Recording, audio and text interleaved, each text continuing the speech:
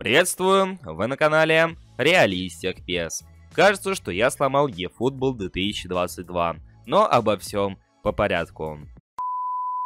В этом году из-за того, что нам предоставили неполный список клубных команд и национальных сборных, они все закреплены за онлайн-ивентами, и поэтому на ПК выходят соответствующие патчи, которые эти самые клубы и команды открывают. В частности, Unlocker патч, который открывает все доступные команды на данный момент, которые засветились в базе данных игры. И соответственно, когда прошел новый ивент, который был связан со сборными командами, появился новый Unlocker, который добавляет новые сборные в игру. С ними мы вкратце ознакомимся чуть позже, а сейчас давайте расскажу про новую версию Unlocker, которая немножко ломает игру. Ну как сказать ломает, она ломает ее привычный вид. И некоторые функции после этого Unlocker становятся недоступными. Поэтому если вы захотите его скачать, ознакомиться с ним сами, то качайте на свой страх и риск.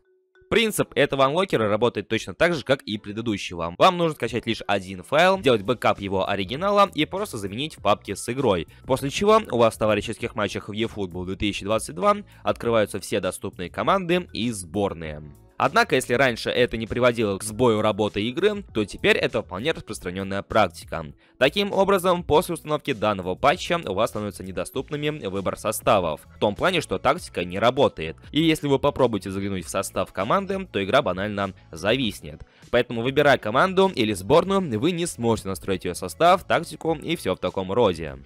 Но если честно, это не столь важно, особенно в товарищеских матчах. Главное, что нам стали доступны новые сборные, которые не были доступны ранее. Например, сборная Франции, сборная Беларуси, сборная Украины и так далее. С некоторыми мы сейчас ознакомимся поподробнее.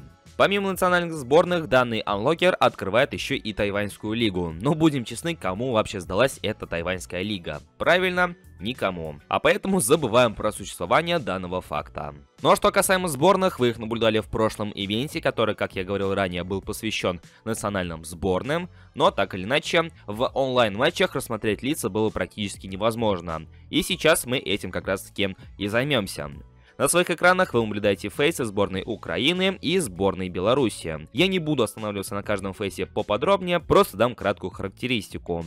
В целом, фейсы сборной Украины остались точно такими же, как и были в предыдущих частях. То есть фейс Зинченко, Малиновского и других, они никак не изменились. Это все те же самые фейсы, которые были в 21 части игры. А так, вроде как новых фейсов для Украины не завезли, а для Беларуси и говорить не приходится. По-моему, там только Мартынович бегает с реальным фейсом, а все остальные какие-то чингизы, вот серьезно. Ни единого намека на славянскую внешность.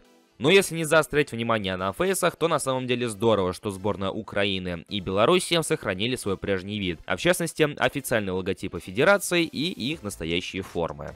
Сейчас же вы наблюдаете на своих экранах сборную Франции, а также фейсы сборной Испании. Когда я впервые наткнулся на данную модификацию, я думал, что она открывает именно что все лиги и все команды, которые были доступны для eFootball 2022. Однако, судя по всему, такой модификации мы не увидим, пока эти самые команды не появятся в рамках каких-нибудь ивентов и всего такого прочего. Судя по всему, база данных игры недоступна полностью, а поэтому большая часть команд и сборных, они банально скрыты от игроков и будут открываться только в каких-нибудь онлайн-ивентах, после чего различные мейкеры будут их потихоньку вытягивать. Поэтому, если кто-то будет скачивать данный патч с расчетом, что там появится команда и РПЛ или та же самая сборная России, то боюсь вас разочаровать. Они там, к сожалению, не появятся. Но если вам захочется поиграть за сборную Украины или Беларуси, Косово там, или еще какие-нибудь сборные в товарищеских матчах, то данный патч вам вполне подойдет. Только повторюсь, данная модификация немного ломает игру, и после нее вы не сможете сыграть в онлайн, ну и в некоторых вкладках игра будет банально зависать. Но это вполне исправимо, если вы вернете оригинальный файл, который вы заменили, когда устанавливали этот патч.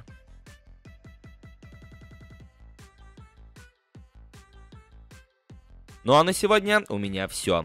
В комментариях делитесь своим мнением, насколько похожи фейсы игроков сборной Беларуси и Украины, напоминают ли они игроков со славянской внешностью. Помимо комментариев, не забывайте поддерживать данный ролик своим пальцем вверх, поскольку именно благодаря вашей активности ролики продвигаются платформой, а это, как вы знаете, немаловажно. Ну а если вы на этом канале впервые и все еще не подписались, то самое время это исправить. Ну и также прожимайте колокольчик, чтобы получить уведомления о выходе новых роликов на нашем канале.